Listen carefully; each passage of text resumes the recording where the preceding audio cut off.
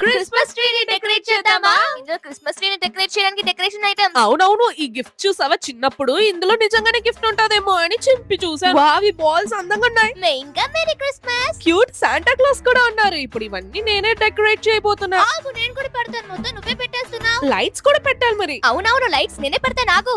Colour lights పెట్టాక ట్రీకే colour చేసింది. Wow, చాలా అందంగా ఉంది కదా. సరే, నీ చెయ్యివు, నీకు క్రిస్మస్ నెయిల్స్ చేస్తాను వర్షిని.